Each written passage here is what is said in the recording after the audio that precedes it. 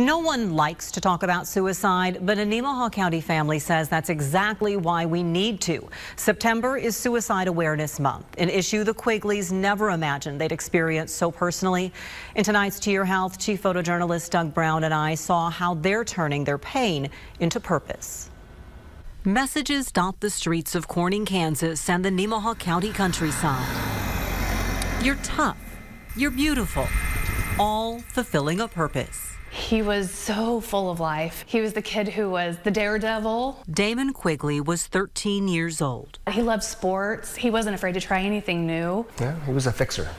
He liked to fix people. Yeah. He cared about your issues or whatever it was, and he just wanted to help you.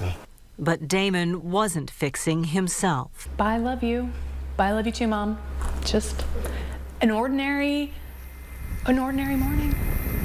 January 19th, 2021, Damon, home alone and away from friends on COVID-related quarantine, took his own life. We actually didn't know anything was wrong. He must have worked really hard at keeping it from us for whatever reason that we'll never really know. He just buried it so deep. There weren't any indicators. Brenda, Ron, and their two older children decided as a family to be open about what happened, first including it in Damon's obituary. Our reasoning was, if we can't talk about it, then isn't that just perpetuating the idea? Just don't talk about it. And more too, to break the stigma of Yes. it's a bad thing to talk about. That's, I think, the point we want to get across is that, you can talk about it and you need to talk about it. They channeled their pain into purpose. Maybe that's Damon's purpose, is to save another life, is to save someone who's having those thoughts, and that person thinks, okay, well, I heard it's okay to talk about it. So Damon's purpose is to promote mental wellness.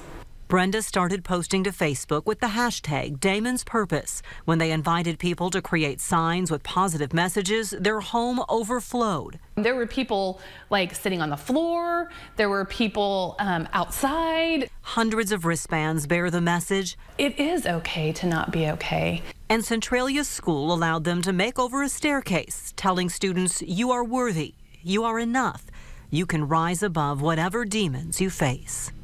I guess my biggest prayer is that kids are able to verbalize what's happening. Even if they don't know what to say or how to start the conversation, they can at least say, I haven't been feeling like myself lately. Very critical for that first step so that we can step in and be able to support them when they need that support. Brad Chapin of Stormont Vale Behavioral Health agrees there are many people like Damon who don't show outward signs of struggle, so people need to know they're not alone. Struggle is a human factor, and so getting that message out there and that there is hope, because not just the fact that we have struggle, but we also have things that work when we feel like we're struggling. Each time someone reaches out or visits the tree planted in Damon's memory, the Quigleys see signs the message is taking root. You're so loved and needed right here. You have purpose right here. And Damon's purpose now is to encourage others to speak up so their silence doesn't stretch forever.